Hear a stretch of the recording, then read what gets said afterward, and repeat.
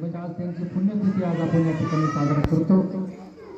विद्यार्थी मित्रांनो, डॉक्टर बाबासाहेब आंबेडकरांचा इतिहास बघितला तर खूप मोठा आहे आणि तो सांगायला गेला तर दिवसही पुरणार नाही। असं हे महान व्यक्तिमत्व आज आपल्या या भारत भूमीत जन्माला आलं ते आपलं सर्वांचं भाग्य असं मी या ठिकाणी समजतो। कारण जवळपास सपकाळ परिवारामध्ये एकूण 14 अपत्य या ठिकाणी जन्माला आलं होतं। त्यांच्या आईचं नाव भीमाबाई आणि वडिलांचं नाव रामजी। या 14 अपत्यापैकी 7 अपत्य हयात होते, 4 मुली आणि 3 मुलं। त्यात डॉक्टर बाबासाहेब आंबेडकर या सगळ्यात शेवटचे 14वं अपत्य त्या ठिकाणी होतं। मी त्यांना अपत्य म्हणणार नाही कारण ते 14वं रत्न या ठिकाणी म्हणाल, कारण ते जन्माला आले नसते तर या देशात काय झालं असतं हे आपण आजकाल बघतोय की आजची काय परिस्थिती आहे।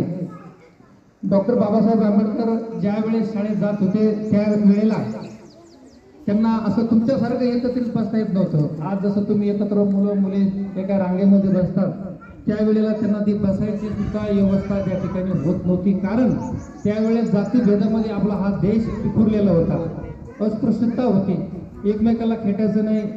ते शाळेत आल्याच्या नंतर त्यांना खूप दूर बसायचं, परंतु ते इतके प्रगल्भ बुद्धिमान विद्यार्थी होते की त्यांनी भविष्यामध्ये असं करून ठेवायचं। त्यावेळेस ठरलं की आपल्याला काहीतरी आज घडावं लागेल, स्वतःला काहीतरी बनवावं लागेल। त्यावेळेस त्यांची परिस्थिती सुद्धा खूप गरिबीची होती, आई वडील सुद्धा खूप गरीब होते, वडील शिपाई म्हणून काम करत होते, परंतु त्यांनी परिस्थितीचं भांडवल केलं नाही।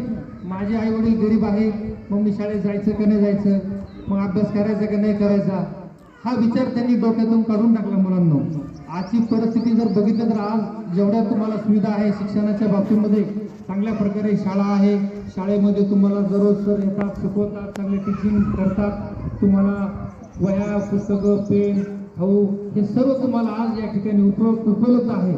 परंतु त्या काळामध्ये ह्या गोष्टी उपलब्ध नव्हत्या। शिक्षक असायचे, शिक्षक शिकवायचे, परंतु जातीभेदामध्ये आपला हा देश विखुरलेला होता। परंतु बाबासाहेब आंबेडकरांनी त्यांचं भांडवल न करता त्यांना एक जेवायची सुद्धा परिस्थिती कठीण होती। आज ज्याप्रमाणे दिवे आपल्या घरामध्ये आपण बघतो, लाईट आहे, फॅन्स आहे, त्या टायमाला त्यांच्या घरी दिवे नव्हते, लाईट नव्हती, फॅन नव्हते, काही व्यवस्था नव्हती। बाहेर जे काही आता आपण ग्रामपंचायतला लाईट बघतो त्या काळात असे काही सार्वजनिक ठिकाणी पोल्स असायचे, त्या ठिकाणी ते बाहेर जाऊन अभ्यास करायचे, परंतु कधीही त्यांनी गरिबीचं भांडवल केलं नाही। माझे आई वडील गरीब आहे, मग मी अभ्यास कसं करू, होईल का नाही होईल का, असा त्यांनी किंचितही मनात विचार आला नाही। म्हणून ते आज आपल्या भारताचे भारतरत्न झाले, विश्वाचे विश्वरत्न झाले। कशामुळे झाले? फक्त अभ्यास केल्यामुळे, शिक्षणामुळे झालेला आहे। म्हणून तुम्हाला सुद्धा इथून पुढे एकच सांगायचं की ज्याप्रमाणे बाबासाहेब आंबेडकरांनी सांगितलेलं आहे, शिका, संघटित व्हा आणि संघर्ष करा।